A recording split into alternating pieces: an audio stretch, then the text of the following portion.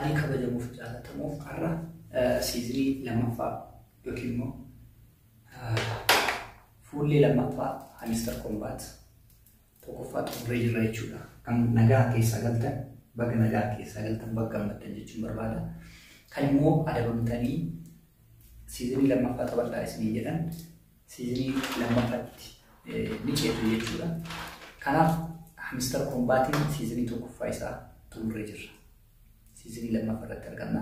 Harri guyyaa tokkoffaa guyyaa Hamster Combat siizinii lammaffaa isaa itti sirriitti dalagna jechuudha. Siizinii as biratti akkuma argitan taaptaap gootanii baay'ee salphaadha jechuudha. Viidiyoo kana galgala dalagee taaptaap gootu eegasii wantoota barbaachisan keessa seentanii tokko isaatiin taaskota isaanii dalagdu. Daayimandii walitti qabattu jechuudha. Daayimandii walitti qabattan sanii iddoo geem jettu tana ni seentu. Iddoo geemiin jettu san seenuudhaan maal gootanii tokko isaa gara xumuraarratti sadaffaarra kan jiru san keessa seentanii kaardota bittu jechuudha. Kaardota yeroo bittan daayimandii xiqqoo isinirraa fudhata. Kaardii akkuma duraan Hamster irratti qabattan siizinii lammaffallee haaluma saniin isinii kenna jechuudha. Kaardota kanneen erga bittanii booda maal gootu? Profit araawwan keessa guddifachaa deemtu jechuudha.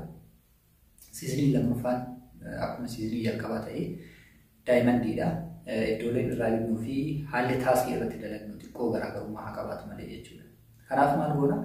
Tokko isaatiin akkuma Hamsterii jalqabaa san ni dalagna, waan bitu qabnu ni binna. Erga binnee booda leebilii keenyas guddisaa deemna jechuudha. Guyyaa 26 booda Hamster launch ta'a. Immoo tarree warra liistanii keessatti ni hirmaata jechuudha. Guyyaa 26 san irratti maal laata? Warra siizinii tokkoffaa kana dabran profiitiin isaanii yoo hangamtu ga'a laata kan jedhu yuutubaroonni hedduun akkuma argaa jirtan kaalkuleeshina garaagaraa herreega garaagaraa kaayanii kaalkuleeshina garaagaraa herreega garaagaraa san keessatti isa kamtu sirriitti jennee ilaaluu dandeenya jechuudha. Haa ta'uuti tilmaama hundi isaanii kan kaa'an malee wanti reyaalitii yookiin qabatamaan kaa'ame tokko illee hin jiru. Kanaaf warri siizinii tokkoffaa dabartan bakka gammaddan isin jechuun barbaada. Siizinii lammaffaa irratti immoo cimtanii shape of gootanii diizaayina of gootanii sirnaan dalagdanii yeroo keessanittis fayyadamtanii osoo yeroo irratti hin gubiin osoo yeroo baay'ee ittiin kennin guyyaatti daqiiqaa 10 yoo guddate daqiiqaa 20 baay'ee guddate yoo ta'e akkasitti hojjettanii siizinii keessan tokkoffaas akkuma xumurtaan lammaffaa kanallee hanga ta'e wayii osoo yaaltanii jechuun dhaamsa qaba. Maaliif jennaan warra siizinii tokkoffaa irratti milkaa'e lammaffaa kan irratti milkaa'uu danda'a. Tariitii dhimma daayimandii isarra jiru sanii wal qabate akka kan duraa san baay'een kennu profiit paaraawolii keessanis daftanii guddisuu dandeessanii. Kana wal qabate namoonni hangam guddachuu danda'an, namoonni hangam dadhabbiidhaan jijjiiramuu danda'an kan jiru achi keessatti ture waan ta'eef.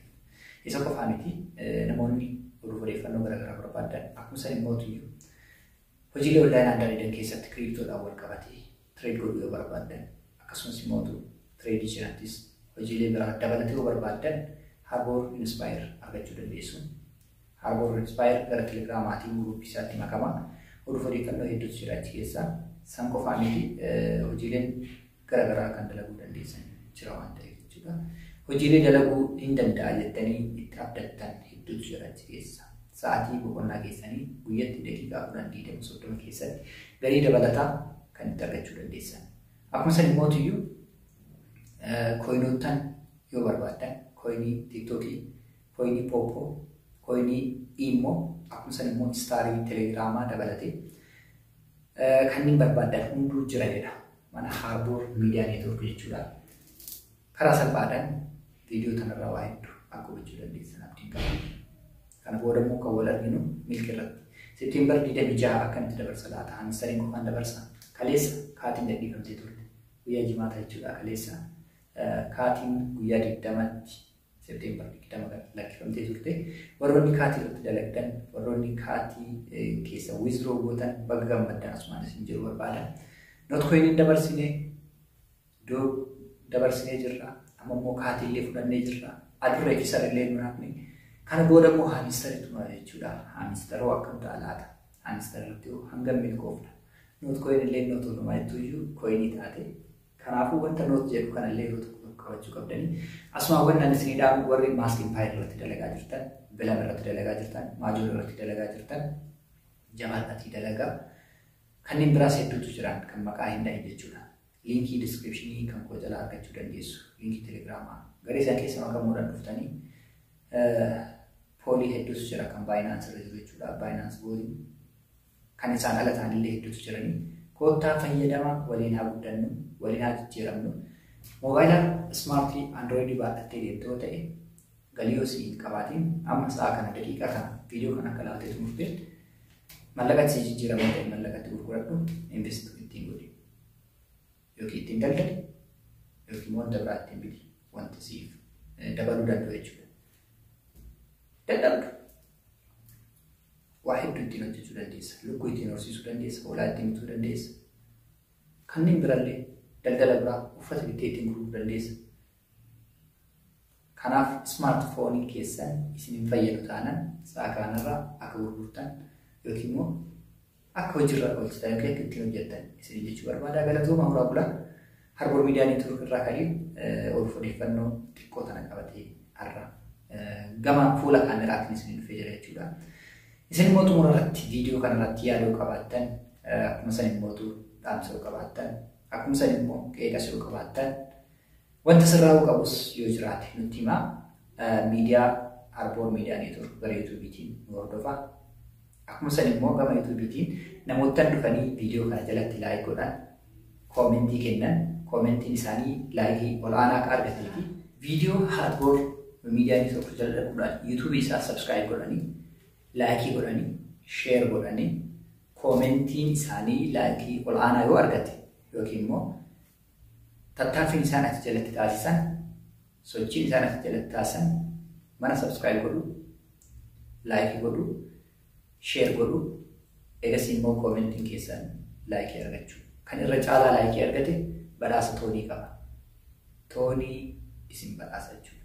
Toonii hangam na badhaasa kan jiruuf 0.3 toon namni kamuu ni badhaafamaa jechuudha.